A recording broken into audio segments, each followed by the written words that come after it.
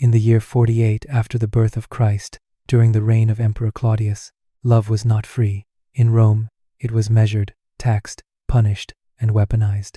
Noblemen married for politics. Slaves were forbidden even the idea of marriage.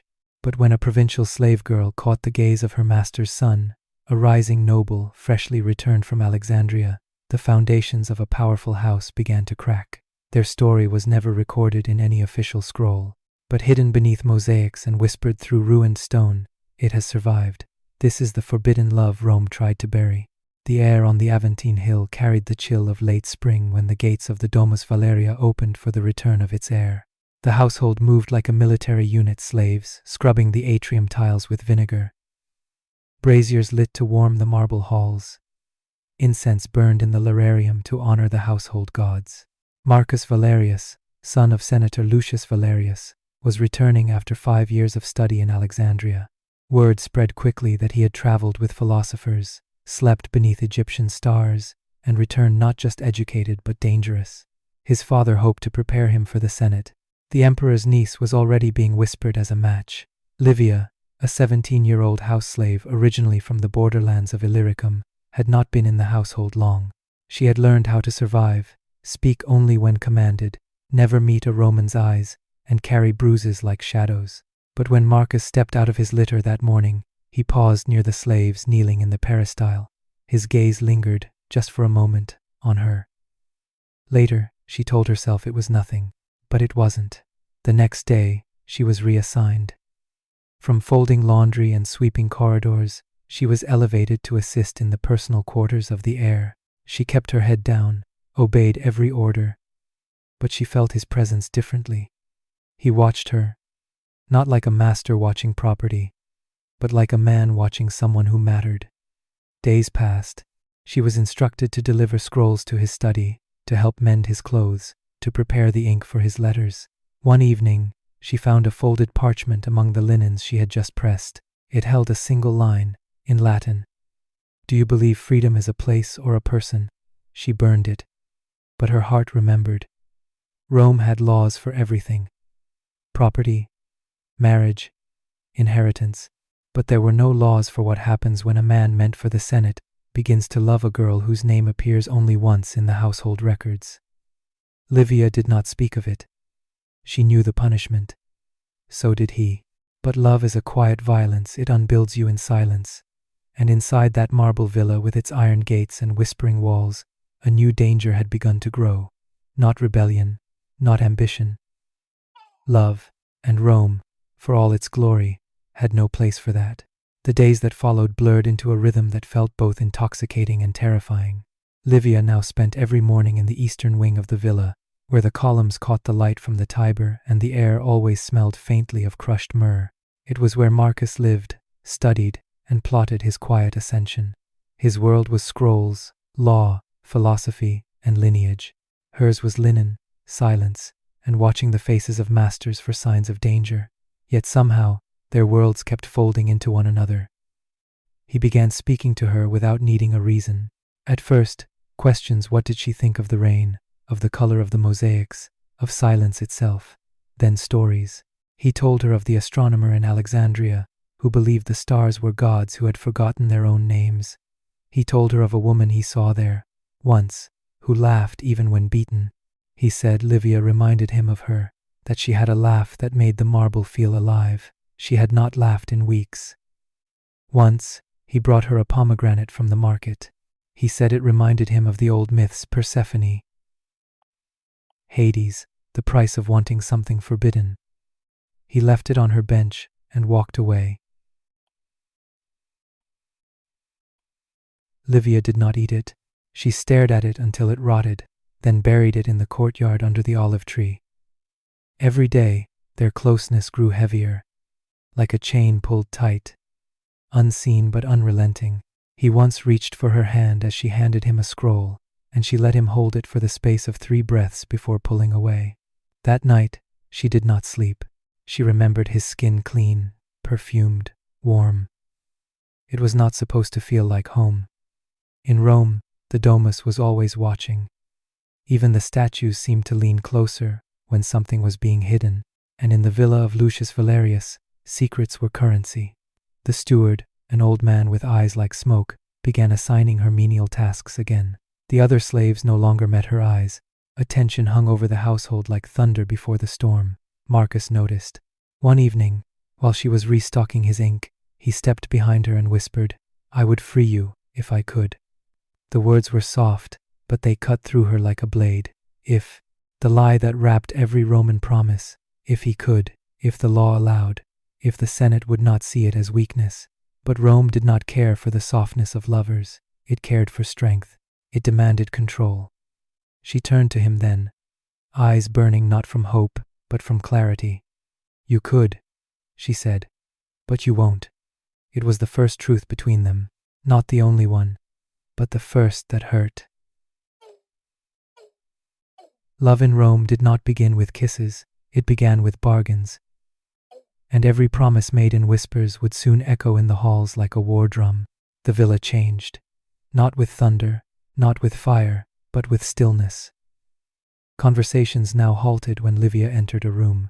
The steward no longer called her by name. The cooks whispered in corners, and the older slaves watched her with something colder than pity.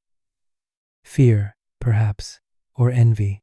Even the guards, who once smirked when she passed, had begun to ignore her entirely, a silence sharper than any blade. Rome was built on the illusion of order, but every Roman knew. Behind the illusion stood eyes, ears, and punishment. And somewhere within the Domus Valeria, someone had seen too much. Marcus had grown restless. He no longer lingered in the garden, or invited her to the study. Their moments became fragmented, risky. One morning, she found a folded note tucked beneath a tray of figs in the kitchen. "Do not speak, the walls are not ours." That night, he avoided her gaze at dinner, even as he sat only a few paces away at the family table, speaking politely with a visiting senator and his daughter. Livia served them wine. Her hands did not tremble, but something inside her cracked, slow and quiet, like a statue crumbling from the inside. She understood then. A noble's future was not his own, it belonged to the Senate, to marriage alliances, to appearances. And she had become a flaw in the stone. 2 days later, she was reassigned. No warning, no explanation. The steward appeared at dawn, informed her that her duties would now be in the lower quarters, cleaning amphorae, hauling water, tending to the latrines. It was not punishment by law, it was punishment by design. The message was clear. She was to be erased, quietly, without scandal. Marcus sent nothing. No notes, no stolen glances. The silence was worse than betrayal, it was survival. He was choosing his world, the one with togas and speeches and bloodless masks, and she was choosing to disappear. But Rome, in all its cruelty, did not forget. Especially not when secrets could be used. A week later, the amphora she was cleaning slipped from her hand and shattered, buried in the wine-soaked shards. She found a broken wax tablet, its message half erased. But she could still read the last word. "Run." She looked up. A shadow vanished from the corridor. Someone was watching. Someone wanted her gone. But worse, someone wanted her dead. Rome did not kill with blades alone. It killed with silence, demotion, whispers, and poison. And in this house, where power had no face and love had no name, Livia had become something dangerous. Not a threat, not a traitor, a memory. And in Rome, memories were only allowed to live if they served the story. Hers did not. The death of Lucius Valerius came without warning. One morning, he rose before dawn for his customary walk along the colonnade. By mid-morning, he was found collapsed in the triclinium, his wine untouched, his lips blue. No slave admitted to seeing him fall. No physician could explain the cause. The household fell into stillness. But in Rome, silence was never innocent. It was preparation. The Senate moved quickly. A man like Lucius did not simply die. He was too valuable, too connected. Whispers of poison stirred like smoke, and in a household already haunted by rumor, it did not take long for suspicion to find a name. Livia. She had once served his wine. She had been moved, demoted, hidden. Now, her presence was evidence enough. Slaves in Rome could not be accused with proof, they were accused with convenience. And under Roman law, A slave's testimony was not admissible unless taken under torture. Truth, to Rome, was something that had to be bled out. Marcus said nothing when the lictors arrived. He stood in the peristyle garden, staring at the cracked mosaic beneath his feet. His face was carved in stone. He did not look at her as they dragged her by the wrists past the lairs and through the atrium. He did not protest as she screamed his name, because to speak her name now would have been to destroy everything his father had built his future seat in the Senate.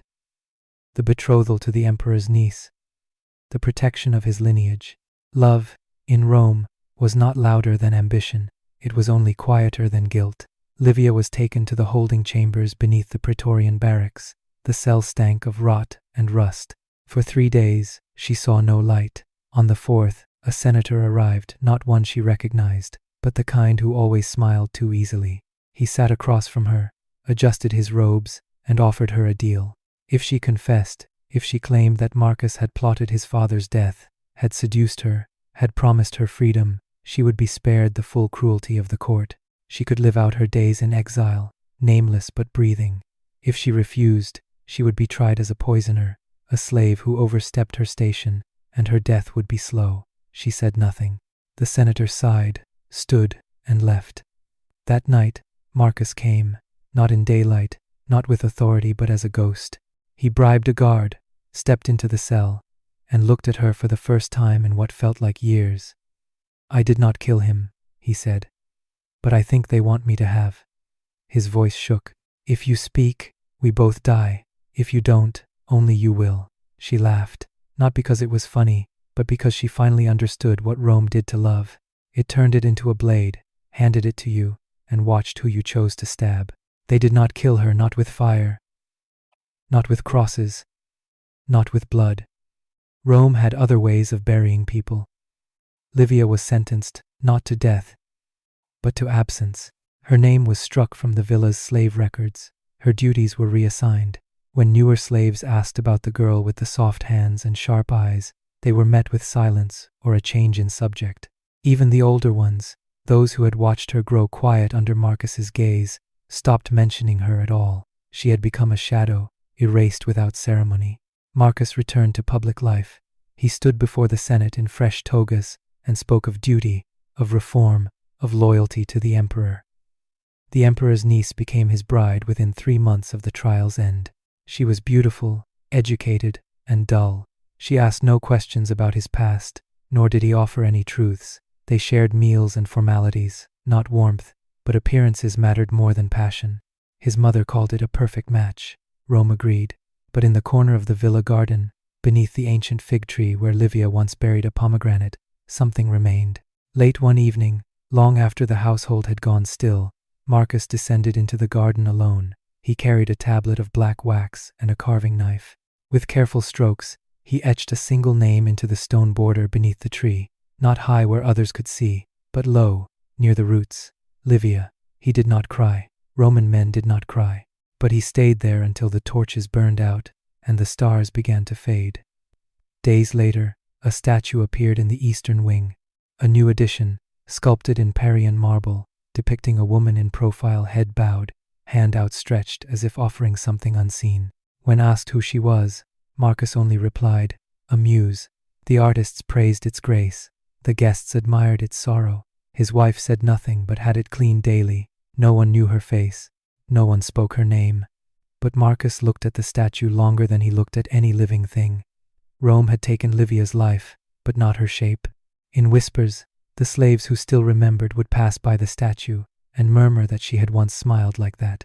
The steward ordered them to be silent. The statue was not for memory, he said. It was art. But statues do not lie. And Marcus, though he lived many years, left behind no son, no great speech remembered by the Senate, no victory worth engraving. Only a carved name in stone, and a statue no one could quite explain. And for a man who once belonged to the empire, that was the only part of him that outlived it. Centuries passed. Rome crumbled, then rose again in marble, then fell once more to dust. Emperors turned to ash. Names that once ruled the world faded from stone, their letters chipped away by time and rain. The villa on the Aventine was buried beneath layers of earth and silence, forgotten by maps and memory. But beneath that ruin, the past did not sleep. In the year of the second consul of Theodosius, a group of laborers digging for stone near the Tiber uncovered the fractured remains of a Roman household. Among the collapsed columns and shattered mosaics, they found something strange. A corner of the garden had been preserved, sealed by a collapsed wall. In the dirt beneath an ancient fig tree, the base of a statue remained standing. The statue itself had long since broken, its arms shattered, its face lost, but the base still bore one word, barely legible beneath the moss and dust: Livia. No records matched the name. No noblewoman of importance, no poet, no saint. Just a name, and beside it, carved into the stone edging of the garden, was a fragment of a phrase in Old Latin. The script was faint, almost erased by time, but it could still be read. Amor non timet leges. Love does not fear the law. The scholars who examined the site dismissed it. A minor household, a decorative statue, a slave name. Most likely, they wrote a short report, filed it among hundreds of others, and moved on. But one archivist, an older man with too much time and too many questions, kept returning to that fragment. He believed stories lived in ruins, waiting for someone to listen. He translated the phrase again and again, searching for context. In his notes, he speculated that perhaps the statue had not been just art. Perhaps it was grief given form. Perhaps someone once carved a woman's name where no one could see it, hoping time would forget her, but not entirely. That archivist died before publishing his findings. His journal remained on a shelf, gathering dust like the rest. But sometimes, late in the evening, a student would flip through its pages and pause at the sketch of the statue base. A simple name, a buried life, a question with no answer. In the end, Livia's story was not one of triumph. It was not recorded in laws or praised in verse. It was a whisper, almost lost. But love, true love, forbidden and dangerous, does not always die when the world demands it. Sometimes, it survives in the spaces between memory and ruin, where stone still remembers what men were forced to forget. And in the ashes of empires, that is enough. If stories like this move you, if the forgotten names and erased lives of the ancient world deserve to be remembered, then help us keep them alive. Subscribe for more untold histories, where love, power, and silence shaped the fate of empires. Because what Rome tried to erase, we are here to uncover.